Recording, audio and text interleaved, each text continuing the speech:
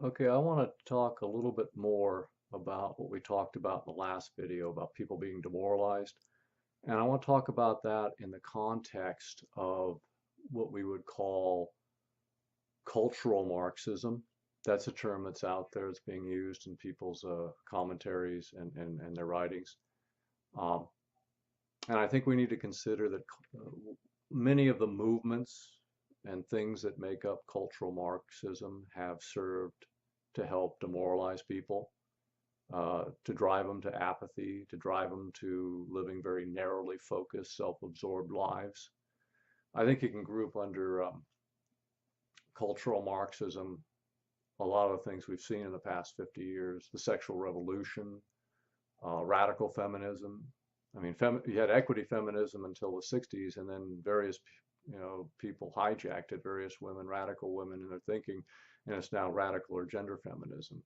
Communism, socialism, big movements in the 20th century, multiculturalism, atheism, moral relativism, and from moral relativism we have moral nihilism, uh, consumerism, materialism.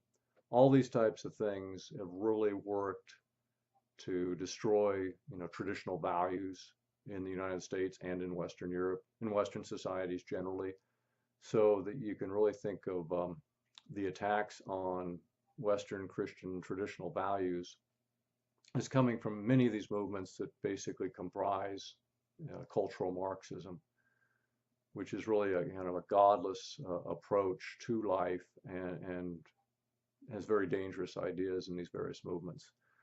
I think it's those types of things, the hedonism that came out of the last several decades that was furthered by moral relativism and atheism, um, that has led people to be apathetic. And one of the things to consider is this is not defined by anyone in these various movements that make up cultural Marxism, but it really could be the truth that their credo might run something like this if they were open and honest about it. The greatest collective good is served when the largest number of individuals are living selfish lives. Now, of course, they're not going to come out and admit that or say that, and they may not recognize it as such. But so much of what's in this cultural Marxist um, group of cultural Marxist various movements and ideologies does foster and promote and even drive people to living very narrow, myopic, self-absorbed, uh, hedonistic, selfish lives so that they don't care about the collective good.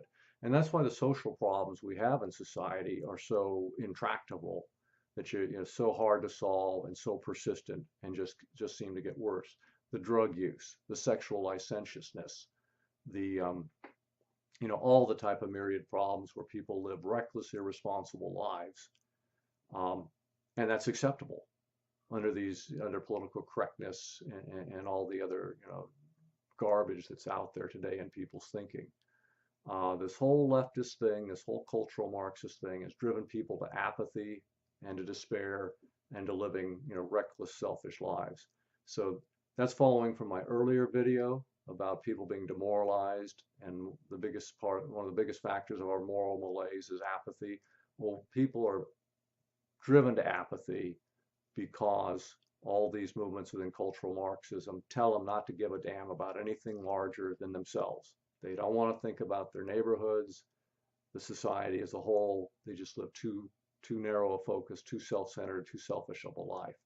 So we got to resist these various movements, elements of cultural Marxism, because they're not good for the social cohesion of the society. They make problems worse, and they drive people away from the values that made Western societies, Western civilization great over the centuries.